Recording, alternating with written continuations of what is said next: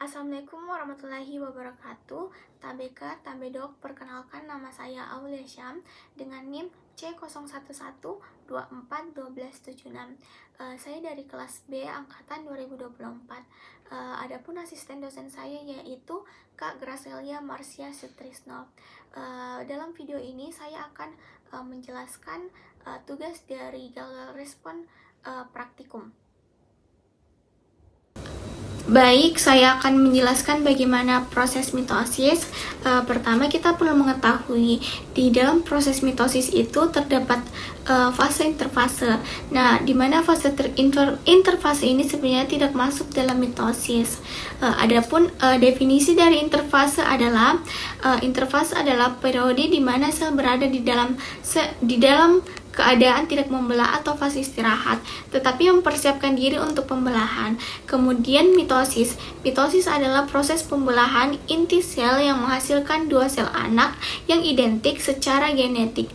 Mitosis merupakan tahap di mana DNA yang telah direplikasikan dibagi antara dua sel anak. Adapun tahapan mitosis, baik saya akan menggambarkan bagaimana contoh dari fase tersebut. Pertama yaitu interfase.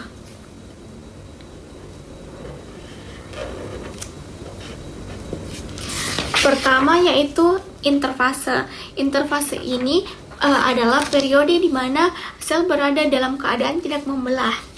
Kemudian yang kedua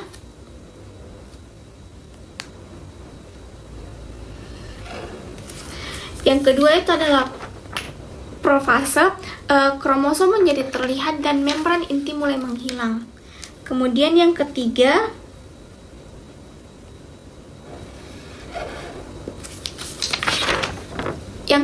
adalah metafase, di mana kromosom berbaris di tengah sel.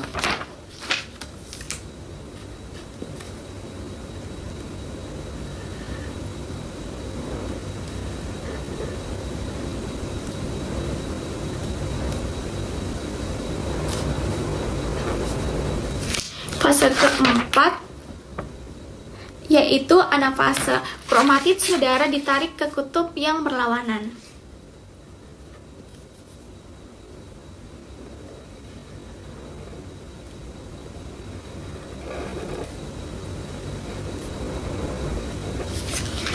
Fase kelima yaitu telofase. Kromosom mulai membentuk inti baru dan membran inti terbentuk kembali. Kemudian saya akan menjelaskan apa saja nama preparat, struktur, sediaan, dan pewarnaan dari lapisan epitel berlapis gepeng bertanduk. Yang perlu kita ketahui, sediaannya ini itu di kulit dan menggunakan pewarnaan Mallory Asan. Yang pertama itu ada struktur.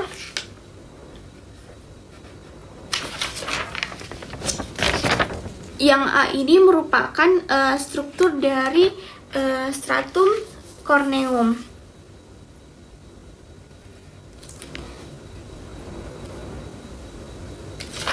Kemudian yang B ini merupakan stratum lucidum.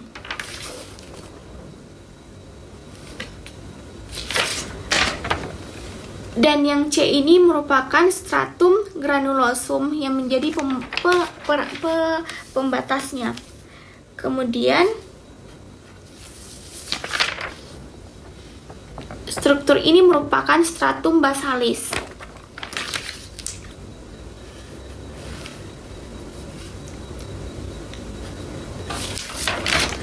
Dan yang E ini merupakan stratum spinosum.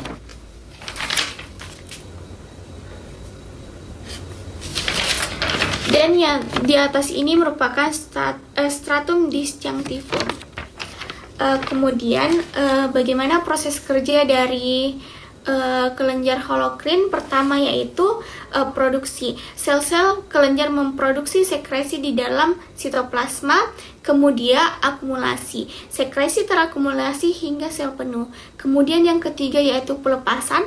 Sel hancur dan seluruh isi termasuk sekresi dilepaskan. Kemudian yaitu kelenjar yang kedua yaitu kelenjar merokrin.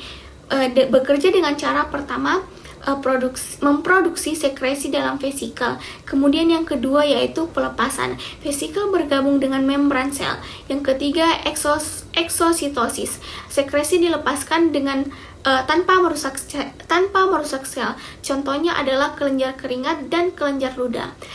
Kemudian yang ketiga itu kelenjar apokrin bekerja dengan cara pertama.